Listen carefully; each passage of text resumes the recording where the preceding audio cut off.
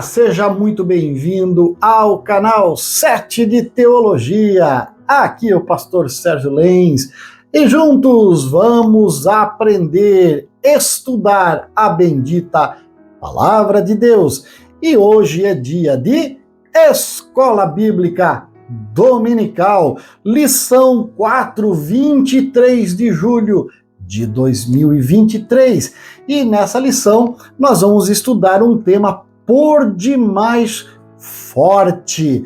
Quando a criatura vale mais do que o Criador. Uau, professor! Existe isso? Pois é, existe e está diante de nós uma lição fantástica. E é importante lembrar a você que no domingo, domingo, 9 horas EBD, lá na sua igreja, e você não pode ficar em casa. Por que não pode? Porque, claro, nós não vamos falar tudo que está na lição em 20 minutos, não dá para passar. Mas você vai ler e você vai comparecer à sua igreja para poder aprender um pouco mais, tá bom? Lembrando o quanto é importante que você se inscreva no canal, deixa o dedo aí e inscreva-se. Também deixa o seu like. E claro, se gostou, compartilha com o maior número de pessoas possíveis. Afinal de contas, isso fortalece o nosso trabalho. O textuário da lição, pois mudaram. O que mudaram? A verdade de Deus em mentira. E honraram e serviram mais a criatura do que o Criador. Claro que é bendito eternamente. E o texto da verdade prática, a exaltação da criatura acima do Criador, é a usurpação da glória divina pela mentira e pela vaidade humana. Obviamente nós não vamos ler o texto da leitura bíblica em classe, mas para você que não tem a lição, Romanos capítulo 1, versículos 18 a 25, só a leitura já bastava para entender todo o assunto. Mas vamos pensar um pouco junto, porque a introdução da lição vai dizer a soberba. Pois é, a soberba. E a insensatez do homem ímpio o mantém afastado da verdade de Deus. Então, não dá para ser os dois juntos, ser soberbo e insensato e dizer que serve a Deus, que conhece a palavra, que conhece a verdade, é impossível, tá? É impossível. Principalmente com o advento do pensamento, da revolução do pensamento, o ser criado passou a priorizar cada vez mais a criatura em detrimento do Criador, a autolatria, o coração perverso e a escolha dos prazeres da carne colocaram a raça humana em inimizade contra Deus. Que negócio sério, né? Então, como você está vendo já aqui do lado, a nossa lição ela será dividida em o desprezo da verdade, que vem subdividido em a impiedade e a injustiça, a insensatez humana e o culto à criatura. Em segundo lugar, segundo tópico da lição, a revolução do pensamento humano, que daí vem subdividido em renascentismo, em humanismo, em iluminismo e pós-modernismo. E, no terceiro lugar, tipos de auto-idolatria, que é a idolatria da autoimagem, a idolatria do coração e a idolatria sexual.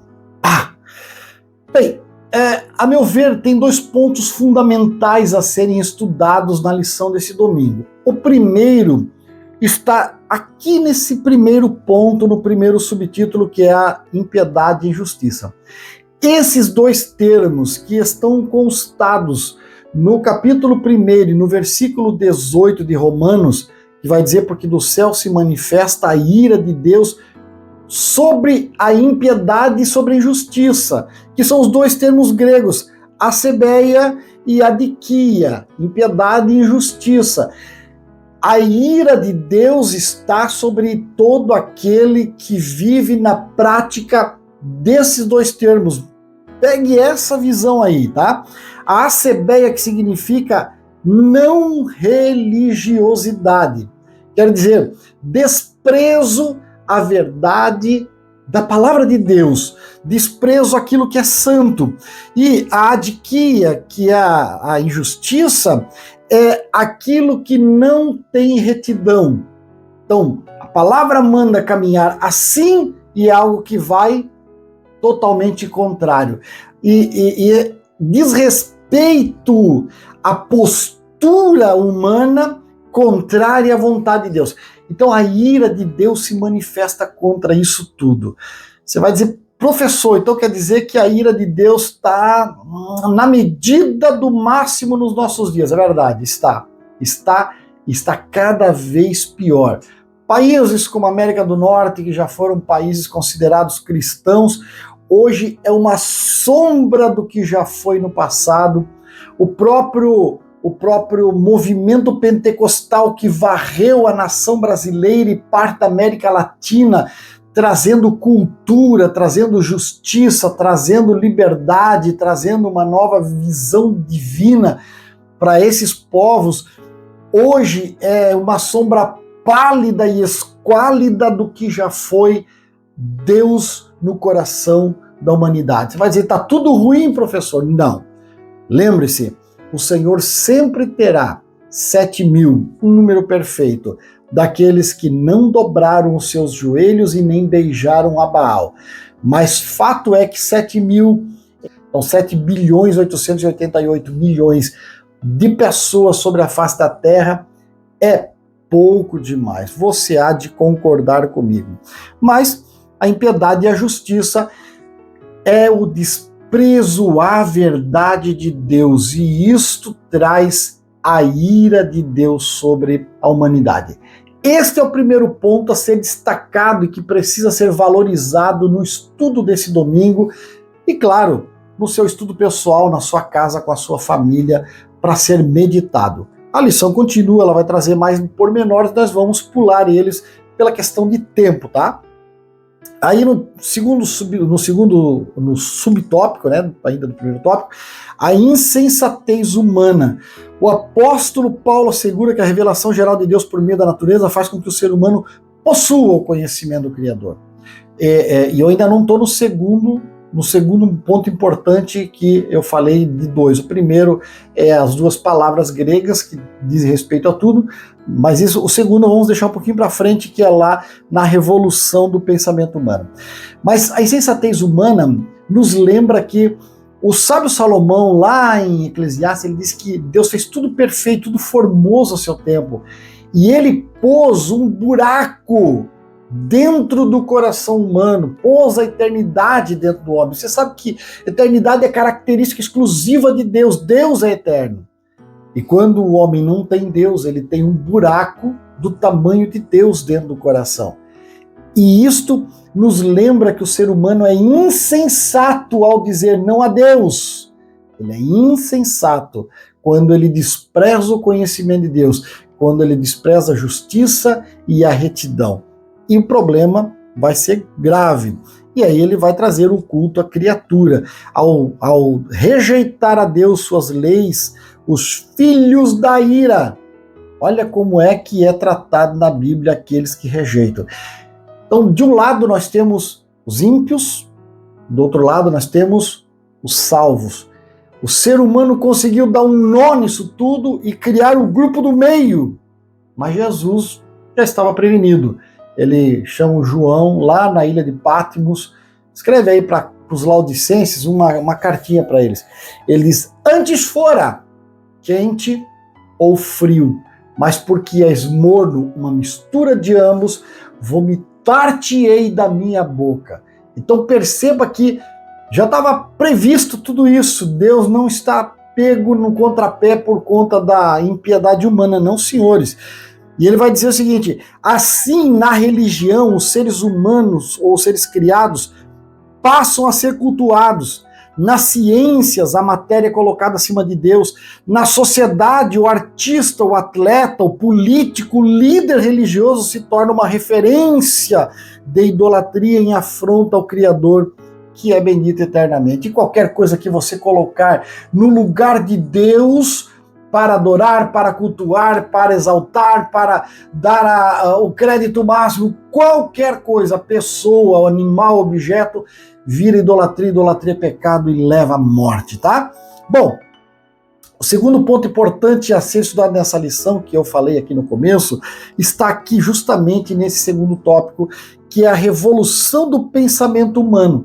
E ele vai trazer para nós a sequência, o desenrolar daquilo que se transformou a nossa sociedade. Primeiro com o renascentismo no século XIV em diante, quando antes o que nós tínhamos era a Igreja Católica como dominante da religião cristã da época. Tudo que não era entendível, tudo que não era compreendido, tudo que não podia ser abraçado de maneira simples, mas precisava de um dedo da ciência, a Igreja Católica rotulava como proibido para os humanos e deixava no canto. E qualquer um que se aventurasse a fazer um chá com uma erva qualquer lá que curasse uma dor de barriga, podia ser tomado por bruxo feiticeiro e seria queimado vivo. De repente, o renascentismo traz um desejo de se libertar dessas amarras e automaticamente buscar as explicações racionais para as coisas. E aí nós temos grandes nomes como Copérnico e outros que precisaram ter embates seríssimos e aí colocar sua cabeça no picadeiro para desenvolver teorias que explicassem coisas naturais. Mas não ficou só nisso e a coisa continuou se desenvolvendo. E na Itália do século XV para frente, o humanismo, né, criou a ideia de que a ética e a moral dependiam do homem. E aí voltou lá da prática dos gregos antigos essa coisa do relativismo, né? Então depende do que você pensa. Se você acha que está errado, está errado. Se você achar que está certo, está certo. E isso foi se desenvolvendo. Esta não é uma bandeira boa para nós. A Bíblia possui um arcabouço, um esqueleto de concepções de liberdade e igualdade. Então, o humanismo já estava lá em Deuteronômio, lá no passado, quando Moisés trouxe o decálogo. Alguém vai dizer, não, mas falava sobre a questão de escravos, servos, livres e tal. Veja, a lei de Deus, ela anui com a condição de conhecimento da época. Mas, de fato, lá no fundo de tudo, Deus sempre proveu a humanidade, a justiça, o direito, a igualdade. Tanto que Jesus diz, olha, mandamento maior é amarás o Senhor teu Deus de todo o teu coração, toda a tua alma, todo o teu pensamento. E o que deriva disso? O segundo mandamento, amarás o teu próximo como a ti mesmo. Como eu posso amar o meu próximo se eu o escravizo de alguma forma? Se eu o coloco abaixo de mim de alguma maneira? Então, a Bíblia já previa o humanismo. Esse é o humanismo correto.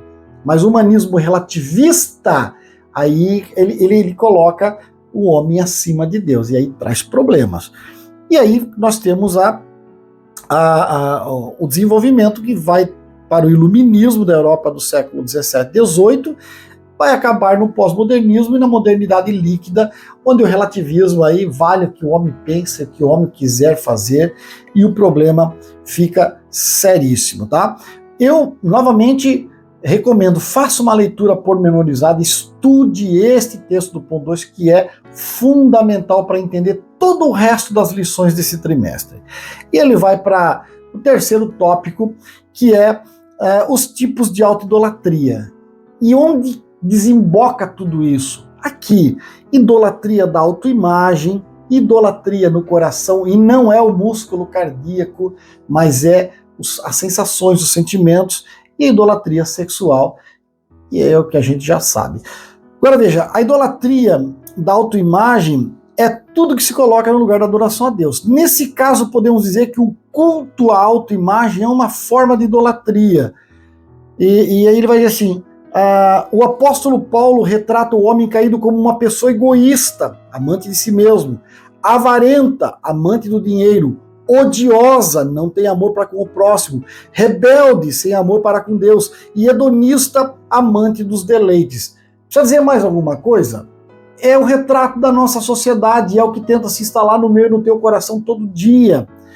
A idolatria no coração refere-se à emoção, à vontade, ao centro de toda a personalidade. E aí o que o profeta Jeremias 17:9 do seu livro já escreve: enganoso é o coração do homem, desesperadamente corrupto, quem o pode conhecer? Só Deus sabe o que passa nesse nosso coraçãozinho enganoso, né? E aí ele vai nos levar, enfim, a servir o nosso próprio coração. E ele termina então com a idolatria sexual.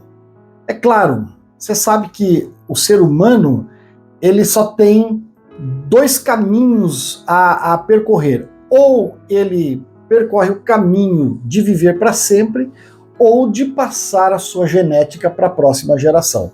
Já descobrimos pela prática que ninguém vai viver para sempre, não nesse corpo, né? Sabemos que esse corpo até pode ser transformado para a eternidade, é um novo conceito, uma nova história. Mas aqui, nessa realidade, ninguém vai viver para sempre. Então, descartado o primeiro caminho. O segundo caminho é passar as suas informações através da genética e do conhecimento para a próxima geração. Como se faz isso entre os seres vivos? Através da relação sexual. Via de regra, claro, temos algumas exceções, mas via de regra, principalmente os mamíferos, aí eles são através da relação sexual. Os animais o fazem por puramente instinto. Os seres humanos o fazem por prazer também. E quando o coração do homem está totalmente corrompido, quando o homem está totalmente alheio a Deus, aquela cerca de proteção da estrada, lá na autoestrada, chamam de guardrail, né? Essa cerca de proteção que serve para nos impedir de bater no barranco, de cair no precipício, que no nosso caso é a lei de Deus, a palavra de Deus, e Deus criou o sexo seguro chamado casamento, ele passa a ser desprezado. E quando passa a ser desprezado, até dá sorte, alguns dão sorte por um tempo de viver na prática de todo tipo de loucura e perversidade, porque ele não bateu no barranco e nem caiu no precipício. Ele pegou um terreno plano e foi fazer rali dos sertões. Beleza, andou por um longo tempo por uma estrada que não lhe trouxe maiores prejuízos. Mas andar fora da estrada de Deus não vai lhe permitir chegar no destino celestial. Pense nisso, porque ele vai dizer: a falha do controle dos impulsos sexuais está associada à sensualidade, imoralidade, libertinagem. Não se trata apenas da prática do ato imoral, mas a busca intencional e compulsiva pelo sexo ilícito. E quando eu olho para a nossa sociedade, eu vejo como está ruim, muito ruim. E vai piorar? Claro que vai piorar. Por isso precisamos ensinar os nossos filhos, os nossos netos, sobrinhos e quem quiser nos ouvir, a verdade da palavra de Deus. É em casa que se ensina, porque nos colégios, nas faculdades, só vai piorar. Professor, está tão ruim assim? Não, perceba que é aquela história: Deus sempre terá 7.000 que não dobraram o joelho nem beijaram o Baal. Só que 7.000 para 7 bilhões, quase 8 bilhões, é 7,888 bilhões de pessoas, é um número pequeno, vai ficar cada vez menor. A boa notícia é que uma lâmpadazinha, uma luzinha de LED no escuro absoluto ilumina o caminho. Então, você com pouca força guardando a palavra, você já será um farol para muitas vidas. Tá bom, querido? Permaneça fiel, fique na presença dele, afinal de contas, ele sempre será o nosso grande companheiro. E a conclusão vai dizer: as consequências são autoidolatria, depravação moral, decadência social e espiritual. Não obstante, a Escritura alerta que a ira divina permanece sobre os que são desobedientes à verdade divina. Permaneça fiel, permaneça obediente, seja fiel ao Senhor, porque Ele será fiel e caminhará ao teu lado para te ajudar. Um forte abraço, até a próxima semana. Eu desejo que você tenha um excelente final de semana na presença do Eterno.